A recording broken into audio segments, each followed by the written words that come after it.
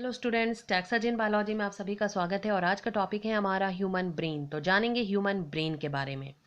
Reflex action is not only the function of the spinal cord, it also involves the brain. Reflex action केवल spinal cord का ही function नहीं है, इसमें brain भी involve होता है। Brain is the main coordinating centre of the body. Brain हमारे बॉडी का मेन कोऑर्डिनेटिंग सेंटर है। ब्रेन और स्पाइनल कॉर्ड ये दोनों ही हमारे नर्वस सिस्टम के जिस पार्ट में आते हैं उसे कहते हैं CNS, that means central nervous system. Yes, central nervous system comprises brain and spinal cord.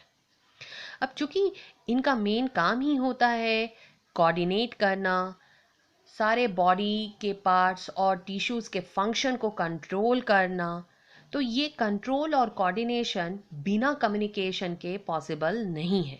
तो सेंट्रल नर्वस सिस्टम हमारे बॉडी के डिफरेंट पार्ट्स के साथ कम्युनिकेट करता है ताकि कंट्रोल और कोऑर्डिनेट किया जा सके, और ये कम्युनिकेशन जिसकी मदद से किया जाता है वो है नर्वस सिस्टम का दूसरा पार्ट, दैट इज PNS, जिसे कहते हैं peripheral nervous system. Yes, the communication between central nervous system and parts of the body is facilitated by PNS, peripheral nervous system। तो एक बार झटपट हम लोग थोड़ा सा देख लें कि नर्वस सिस्टम के कौन कौन से कंपोनेंट होते हैं। तो नर्वस सिस्टम के दो कंपोनेंट हैं, CNS and PNS। CNS that is central nervous system, जिसके अंदर आता है ब्रेन और स्पाइनल कॉर्ड। PNS जिसके अंदर आता है somatic nervous system and autonomic nervous system. सबसे पहले तो हम लोग ये जानते हैं कि PNS क्या करने में मदद करता है। तो CNS दूसरे बॉडी पार्ट के साथ कम्युनिकेट कर सके, कम्युनिकेशन में मदद किससे मिलेगी? PNS, पेरिफेरल नर्वस सिस्टम से। पेरिफेरल नर्वस सिस्टम के ये जो दो पार्ट हैं, सोमैटिक नर्वस सिस्टम और ऑटोनोमिक नर्वस सिस्टम। सबसे पहले अगर हम लोग सोमैटिक नर्वस सिस्टम में देखें तो इसके अंदर क्रेनियल नर्व्स और स्पाइनल नर्व्स आते हैं। क्रेनियल नर्व्स जो ब्रेन से अराइज होते हैं और स्पाइनल नर्व्स जो स्पाइनल कॉर्ड से अराइज होते हैं। तो cranial nerves arises from brain and 12 pairs of cranial nerves are present in our body. Spinal nerves arises from the spinal cord, and how many spinal nerves are present in our body? 31 pairs, must remember। तो आपने क्या देखा? Cranial nerves और spinal nerves ये दोनों somatic nervous system के part है और somatic nervous system peripheral nervous system का पार्ट है। अब हम लोग आ जाते हैं autonomic nervous system. Autonomic nervous system contains chains of ganglia which lie very close to the spinal cord, and it is strongly influenced by emotions like grief, दुख, है ना, एंगर, गुस्सा, या फियर, डर, या लव, प्यार, इन सभी इमोशन से ये स्ट्रांगली इन्फ्लुएंस होता है। तो autonomic nervous system is strongly influenced by emotions like grief, anger, fear, love, etcetera. It also has two parts, that is sympathetic and parasympathetic. Sympathetic and parasympathetic. Sympathetic part prepares the body for action. Sympathetic part body को action के लिए ready रखता है. For example, heart beat increasing, breathing rate increasing, okay? या हम लोग और भी कई सारे क्विक फंक्शंस देखते हैं। तो sympathetic always prepares the body for action, जबकि हम लोग पारासिम्पैथेटिक पार्ट जो है ऑटोनोमिक नर्वस सिस्टम का, ये क्या करता है? It prepares the body for relaxation. तो बढ़े हुए जो रेट हैं, फंक्शंस हैं, उनको वापस से नॉर्मल करने के लिए कौन सा पार्ट रेस्पॉन्सिबल है? Parasympathetic part of autonomic nervous system, that means peripheral nervous system. तो पेरिफेरल नर्वस सिस्टम का ये पारासिम्पैथेटिक पार्ट हमारे बॉडी को वापस से नॉर्मल रेट में ले आता है। तो ये तो हम लोगों ने देखा कंपोनेंट। अब वापस से आ जाते हैं हमारा main topic, that is brain. तो ह्यूमन ब्रेन हम लोग कर रहे हैं और अब हम लोग देखने वाले हैं ह्यूमन ब्रेन के बारे में। तो हमें पता है in proportion to the size of the body the human brain is the largest among all animals, must remember. अब क्या देखते हो? In proportion to the body size of the body, human brain is the largest among all animals. जो brain है वो काफ़ी delicate organ है, काफ़ी सॉफ्ट ऑर्गेन है, hence need to be carefully protected. तो उसका प्रोटेक्शन भी काफ़ी ज़रूरी है ताकि ब्रेन को किसी तरह का कोई डैमेज ना पहुँचे। अदरवाइज कंट्रोल और कोऑर्डिनेशन डिस्टर्ब हो जाएगा। इसके लिए ब्रेन को कहाँ रखा गया है या हमारा ब्रेन कहाँ प्रेजेंट होता है? It is present inside a bony box, जिसे हम लोग क्रेनियम या स्कल कहते हैं। तो अगर हम लोग ब्रेन को देखें तो हमें ब्रेन के सबसे बाहरी अगर हम लोग देखते हैं हिस्से को, तो ये आप जान रहे हो कि हमारा जो ब्रेन है वो एक बोनी बॉक्स में प्रेजेंट है, जिसे हम लोग क्या कहते हैं? स्कल या फिर क्रेनियम। तो सबसे पहले हम लोग देखते हैं, दिस इज स्कल और क्रेनियम, जो कि नीचे की ओर आप देखेंगे ये हमारा स्पाइनल कॉर्ड अराइज होता है, और ये स्पाइनल कॉर्ड भी वेल प्रोटेक्टेड होता है हमारे वर्टिब्रल कॉलम या बैकबोन से। तो नीचे की तरफ हम लोग देखेंगे ये स्पाइनल कॉर्ड नीचे की ओर एक्सटेंड करेगा और हमारे वर्टिब्रल कॉलम या बैकबोन से इसे प्रोटेक्शन मिलेगा। तो सबसे पहले हम लोगों ने देखा दिस इज क्रेनियम, या जिसे हम लोग क्या कहते हैं? स्कल कहते हैं। Okay, now the brain is protected by three membranous covering called meninges। अब जो ब्रेन है, चूंकि आप देखेंगे इसके अंदर ब्रेन है, तो सबसे पहला जो हम लोगों ने जाना कि ये एक बोनी बॉक्स में है, जिसे हम लोगों ने क्रेनियम या स्कल कहा। अब हम लोग क्या देखते हैं कि ब्रेन को अच्छे से प्रोटेक्ट करने के लिए उसके ऊपर 3 मेम्ब्रेनस कवरिंग होते हैं, जिसे हम लोग मेनिंजेस कहते हैं। ओके, और ये नीचे तक एक्सटेंड करेंगे। Okay, it continue backwards on the spinal cord, और स्पाइनल कॉर्ड तक ये मेनिंजेस कंटिन्यू करेंगे। तो सबसे पहला जो लेयर हम लोग देखेंगे, द फर्स्ट लेयर जो कि सबसे आउटर लेयर होगा, that is called dura mater, and it is a fibrous membrane, it is tough fibrous membrane. Then हम लोग देखते हैं कि एक वेब ऑफ मिडल लेयर होता है, ओके, वेब लाइक, जिसे हम लोग अराकनॉइड कहेंगे। एंड जो सबसे इनर मेनिंजेस होता है, जो सबसे इनर लेयर होता है, इसे हम लोग कहते हैं पाया मैटर। और ये आप याद रखें नीचे तक कंटिन्यू करेगा, स्पाइनल कॉर्ड तक कंटिन्यू करेगा। तो हम लोगों ने क्या देखा कि brain is protected by 3 membranes covering, जिसे हम लोग क्या कह रहे हैं? Meninges. Okay, this is called meninges. तो सबसे आउटर लेयर को हम लोगों ने क्या कहा? Dura mater. This is outer layer. The second layer is wave like and it is called arachnoid, and the innermost layer is a vascular membrane and it is called pia mater.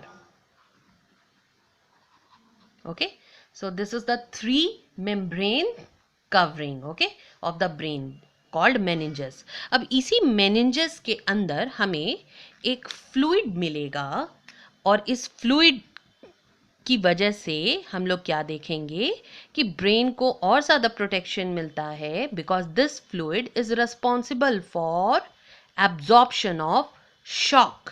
तो ये shock absorption करने में मदद करता है, and this fluid is called cerebro spinal fluid. Cerebro spinal fluid. So brain is present inside a fluid filled balloons called, this fluid is called cerebrospinal fluid, and it acts like a cushion to protect the brain from shocks. तो cerebrospinal fluid जो है cushion के जैसा काम करेगा और brain को protect करेगा, because brain is very delicate organ. तो जितने भी शॉक्स हैं उन सभी को एब्जॉर्ब करने में ये फ्लूइड का बहुत इंपॉर्टेंट रोल होता है। अब हम लोग पार्ट्स में आ जाते हैं। तो ब्रेन का जो पार्ट्स हमें जो बाहर से दिखाई देता है, वो 3 सबसे इंपॉर्टेंट पार्ट हमें दिखाई देते हैं। तो सबसे पहला जो हम लोग पार्ट देखते हैं, that is the largest portion of the brain, जिसे हम लोग कहते हैं cerebrum. So this portion is cerebrum. Okay, this portion is cerebrum and it has many convolutions. It has many convolutions with ridges and grooves. Okay, with ridges and grooves.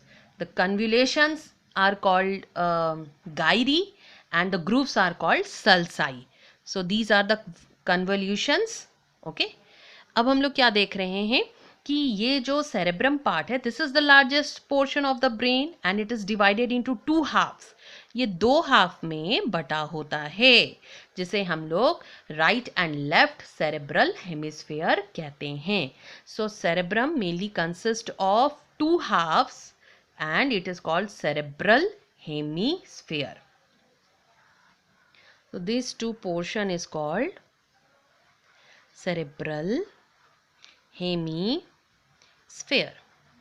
Okay. Now this two half is connected by a tough fibrous sheath called corpus callosum. Okay ये corpus callosum है जो tough fibrous sheet है, जो दोनों cerebral hemisphere को क्या करेगा, दोनों के इंफॉर्मेशन को ट्रांसफर करने में मदद करेगा. तो this portion is called corpus callosum. Corpus callosum. और ये कॉर्पस कैलोसम क्या कर रहा है, दोनों सेरेब्रल हेमिस्फीयर को कनेक्ट करने में मदद कर रहा है. अब यहां से हम लोग क्या देखेंगे,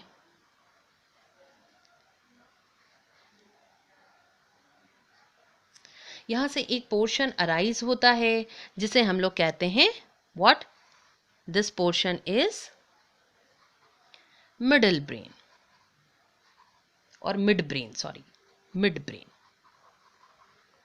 Okay, now from this portion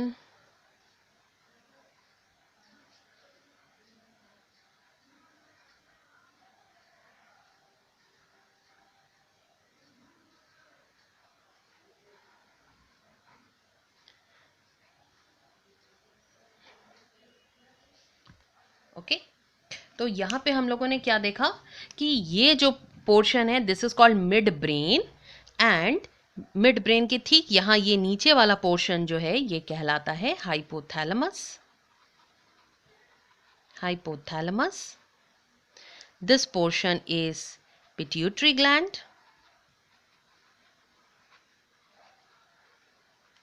okay, and this portion is called pons. This is called medulla. And this portion is called cerebellum. So this three part is together known as hind brain.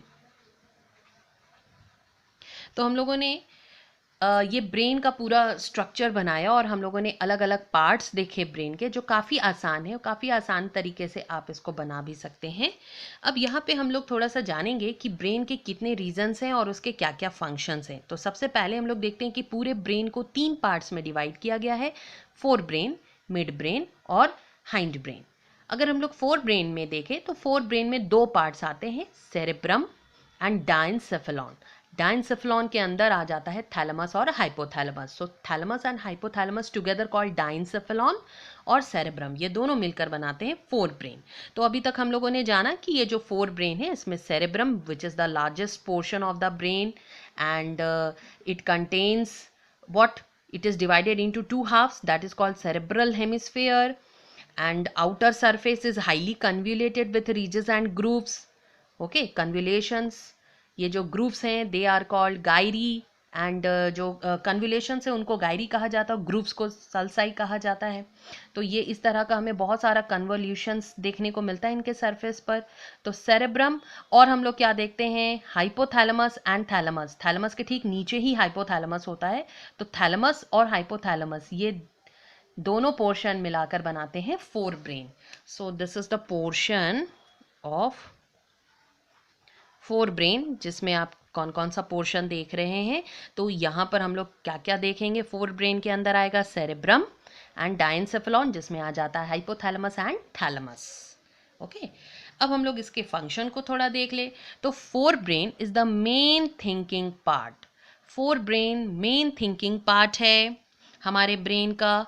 It has regions which receive sensory impulses from various receptors. इस part में यानी fore brain में कई सारे ऐसे regions होते हैं जो सेंसरी इम्पल्सेस को रिसीव करते हैं हमारे वेरियस रिसेप्टर से.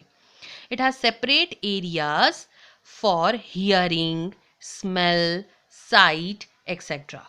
तो फोर ब्रेन में ही आप देखेंगे सेपरेट एरियाज होते हैं for hearing, smell and site. सुनने के लिए, किसी भी चीज़ का स्मेल लेने के लिए, या साइट किसी भी चीज़ को देखने के लिए, ये सभी आप किस पोर्शन से कर पाते हो? फोर ब्रेन, है ना. This regions are highly are helpful in taking decision. ये रीजन्स हमारे लिए हेल्पफुल होते हैं कई सारे डिसीजंस लेने में कि कहाँ क्या रिस्पॉन्स करना है. And fore brain is also contain the site for hungerness. तो हंगर साइट भी हमें फोर ब्रेन में ही देखने को मिलता है. तो फोर ब्रेन में अभी तक हम लोगों ने क्या क्या देखा? Main thinking part receives sensory impulses from various receptors, areas for hearing, smell and sight, and it also contains reason that are helpful in taking decision how to respond. And even hunger sight is also present in forebrain. Now the midbrain, a small tubular part. Midbrain is a small tubular part, mainly involves in involuntary actions. ज़्यादातर ये involuntary actions में involve होते हैं, क्योंकि mid brain और hind brain ये दोनों मिलकर इनवॉलेंट्री एक्शंस को ही कंट्रोल करते हैं. For example reflex action, for changing the size of the pupil. Eye के प्यूपिल के साइज को चेंज करने में भी आप देखेंगे मिड ब्रेन का बहुत इंपॉर्टेंट रोल होता है. तो इस तरीके से हम लोग जानेंगे कि जो मिड ब्रेन है वो एक स्मॉल ट्यूबुलर पार्ट है और इसमें ज़्यादातर इनवॉलेंट्री एक्शंस जैसे कि रिफ्लेक्स एक्शन या प्यूपिल के साइज को चेंज करने में ये मदद करते हैं. Now the last portion is hind brain.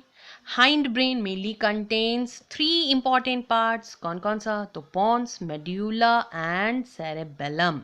आपने देखा ना मिड ब्रेन एक स्मॉल ट्यूबुलर पार्ट है, तो this one is the mid brain.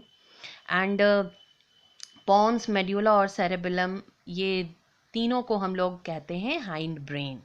So it controls mainly involuntary actions like blood pressure, salivation, that means secretion of the saliva, and even vomiting are controlled by medulla. तो hind brain का जो medulla portion है ये blood pressure, salivation और vomiting को control करता है. जबकि hind brain का ही एक दूसरा part हम लोग देखते हैं, that is cerebellum. It is responsible for the balancing of the body and coordinate muscular activities. Cerebellum, तो चूंकि सेरेबेलम हाइंड ब्रेन का ही पार्ट है और ये क्या करने में मदद करता है? बॉडी को बैलेंस करने में मदद करता है. आप सही से चल पाते हो, सीधे खड़े हो पाते हो, लिख पाते हो. जितने भी बैलेंसिंग हैं ये सभी आप कैसे कर पाते हो? अपने सेरेबेलम पार्ट से, हाइंड ब्रेन के सेरेबेलम पार्ट से. तो ये मस्कुलर एक्टिविटीज़ को कोऑर्डिनेट करने में और बॉडी को बैलेंस करने में मदद करता है. वहीं पॉन्स रीजन जो है हाइंड ब्रेन का, it is responsible for the maintaining the heart beat rate और other involuntary functions like respiration.